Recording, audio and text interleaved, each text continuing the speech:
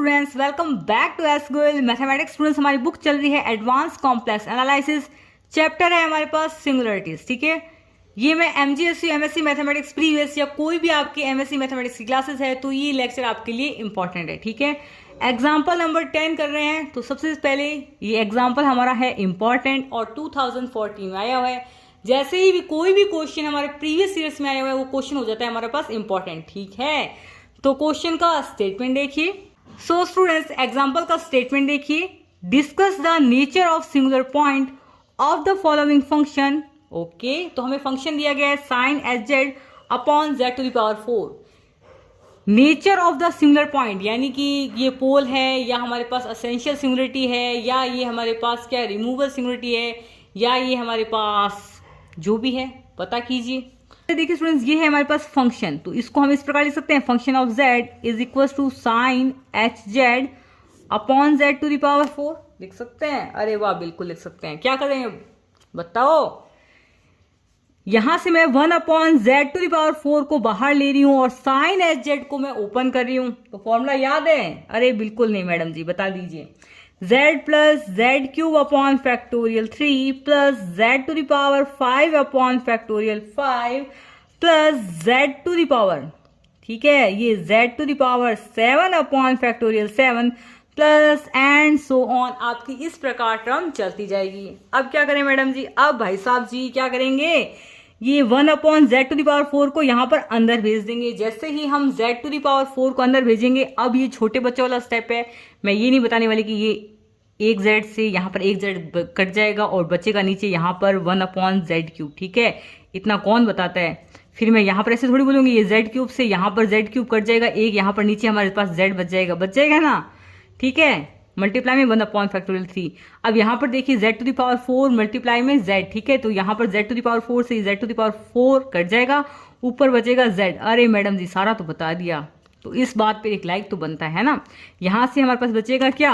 Z to the power 4 ऊपर नीचे है, जेड टू द पावर 4 नीचे है, जेड टू द पावर 7 ऊपर है। क्या बचेगा ऊपर? Z to the power 3 upon में फैक्टोरियल 7 एंड प्लस इस प्रकार ये टर्म चलती जाएगी। ठीक है भाई साहब जी, अब क्या करेंगे?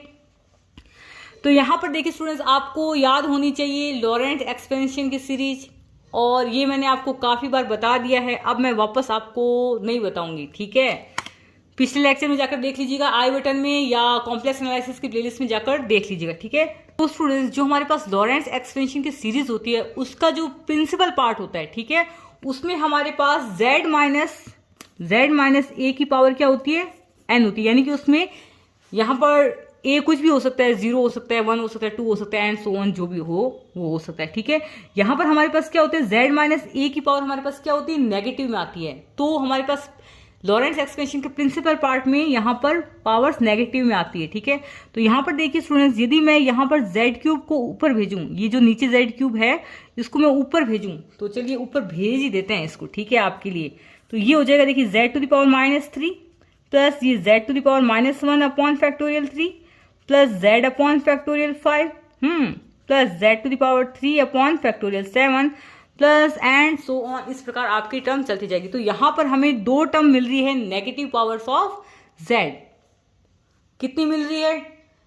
2 टर्म मिल रही है नेगेटिव पावर्स ऑफ z। यहां पर हमें 2 टर्म मिल रही है नेगेटिव पावर्स ऑफ z की। यहां पर देखिए z टू द पावर -3 है, यहां पर z टू द पावर -1 है। 2 टर्म मिल रही है, यानी कि टर्म कितनी है? फाइनाइट है। जैसे ही हमारे पास लॉरेंट एक्सपेंशन के प्रिंसिपल पार्ट में ये मान सकते हैं, लॉरेंट एक्सपेंशन के प्रिंसिपल पार्ट में हमें फाइनाइट नंबर ऑफ टर्म मिलती है, तो वो हमारे पास क्या होता है? वो सिंगुलरिटी हमारे पास क्या होती है? पोल होती है। तो क्या लिखेंगे देखिए। तो स्टूडेंट्स, आप कुछ इस प्रकार लिखेंगे। So there are 2 terms, 2 term ही मिली ना। So there are 2 terms of negative powers of z in the principal part of Laurent expansion of fz, then z equals to 0 is pole of order. कितने order का pole होगा? अभी बताते हैं आपको। सो स्टूडेंट्स, यहाँ पर हमें 2 टर्म मिल रही है नेगेटिव पावर्स ऑफ z की। ठीक है, तो यहाँ पर आप अब यहाँ पर आ जाइए। ठीक है, यहाँ पर z क्यूब है और यहाँ पर z टू द पावर 1 है। ठीक है, इन दोनों में से पावर किसकी ज्यादा है? z की। यही है ना, z टू द पावर 3 ज्यादा है ना, तो इसको देखना है। ठीक है, जहां पर हमारे पास z की पावर ज्यादा है उसको ही हमें लेना है। तो यहाँ पर मैं पोल्स नापने के लिए हम क्या करते हैं? डिनोमिनेटर को 0 के इक्वल करते हैं। ठीक है, तो ये हमारे पास हो जाएगा इसको मैं इस प्रकार लिख सकती हूँ z माइनस 0 का होल क्यूब इक्वल टू 0। ठीक है, तो देखिए स्टूडेंट्स, हम पोल्स कैसे फाइंड करते हैं। जो भी हमारे पास फंक्शन दिया रहता है उसके हम डिनोमिनेटर को 0 के इक्वल करते हैं। ठीक है, तो इस प्रकार के क्वेश्चन में हम पोल्स कैसे फाइंड करेंगे। यहाँ पर हमारे पास दो टर्म्स आ गए नेगेटिव पावर्स ऑफ z। ठीक है, तो यहाँ पर आप फिर इसको चेक करेंगे। यहाँ पर इन दोनों में से दो टर्म यही है, इन दोनों में से सबसे बड़ी z की पावर कौन है। तो यहाँ पर z टू द पावर 3 सबसे बड़ी है ना डिनोमीटर में। ठीक है, यहाँ तो z टू द पावर 1 है, यहाँ z टू द पावर 3 है, तो ये बड़ा ही ना, यहाँ पर z टू द पावर 3 है। ठीक है, ठीक है, समझ गए। z to the power 1 and z to the power 3 में यहाँ पर पावर किसकी बड़ी है, 3 होगी ना। ओके, ठीक है, अब ये हमारे पास क्या है, 1 upon z to the power 3। इसके डिनोमीटर को हम क्या करेंगे, 0 करेंगे। ठीक है, सो स्टूडेंट्स, मैं z टू द पावर 3 को कुछ इस प्रकार लिख सकती हूँ, z minus 0 to the power 3 is equal to 0। बिल्कुल लिख सकती हूँ। ठीक है, ओके, ये z क्यू भी बनेगा। तो क्या मैं इस प्रकार लिख सकती हूँ, z इक्वल्स टू 0 0 0। अरे हाँ भाई साहब जी, बिल्कुल लिख सकते हैं। तो यहाँ पर क्या मैं लिख सकती हूँ, यदि हमारे पास एक 0 आता तो क्या हो जाता हमारे पास, ऑर्डर 1 का पोल और सिंपल पोल। यदि हमारे पास 2 0 आ जाते, यानी कि ये z माइनस 0 का होल स्क्वायर हो जाता, तो 2 0 आते ना, तो हम कह सकते थे z equals to 0 is pole of order 2। अब हमारे पास भाई साहब जी 3 0 आए हैं, तो हम इस प्रकार बोल सकते हैं z equals to 0 is pole of order 3। तो चलिए लिखिए, तो ये हो गया हमारे पास z equals to 0 is pole of order 3। थोड़ा सा इस क्वेश्चन को और किस तरीके से कर सकते हैं वो भी आपको बताते हैं।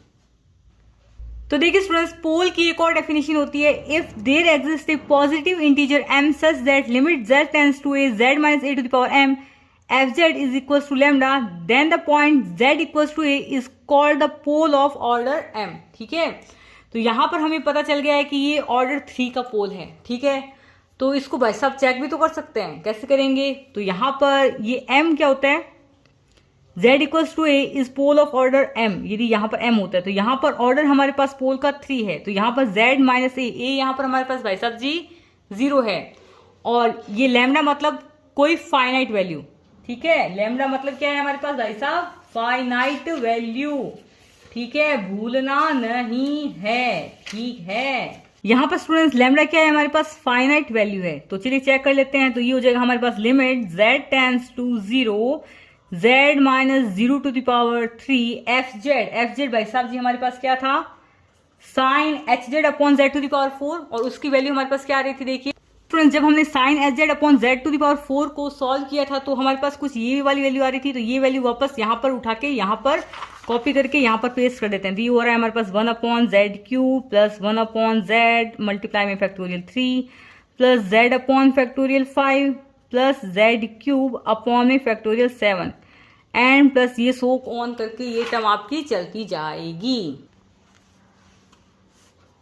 अब स्टूडेंट्स मैं क्या कर रही हूँ, this is equal to limit z tends to 0। ठीक है, यहाँ पर z क्यूब को मैं अंदर भेज रही हूँ, तो यहाँ पर ये आ जाएगा 1 प्लस यहाँ पर बचेगा हमारे पास z स्क्वायर अपॉन में फैक्टोरियल 3 प्लस यहाँ पर क्या बचेगा हमारे पास में z to the power 4 upon में फैक्टोरियल 5 प्लस ये हो जाएगा हमारे पास z to the power 6 upon factorial 7 and plus इस प्रकार ये आपकी टर्म चलती जाएगी। ठीक है, अब लगाइए लिमिट z टेंड्स टू 0। जैसे ही हम लिमिट z टेंड्स टू 0 रखेंगे तो ये वाली टर्म, ये वाली टर्म, ये वाली टर्म एंड जो भी सारी आगे वाली टर्म है सारी की सारी भाई साहब जी 0 हो जाएगी। देन हमारे पास वैल्यू आएगी 1, जो कि एक फाइनाइट वैल्यू है। तो यहाँ पर हम बोल सकते हैं z equals to 0 is pole of order 3। Okay, so students, I hope आपको ये वीडियो पसंद आया होगा। ये वीडियो पसंद आए तो लाइक तो जरूर ही करें, कमेंट जरूर करें and subscribe to SQL mathematics. जो भी मैं आपको ये कॉम्प्लेक्स एनालिसिस में सिंगुलरिटी चैप्टर करवा रही हूँ उसके लेक्चर आपको कॉम्प्लेक्स एनालिसिस नाम की प्लेस में मिल जाएंगे।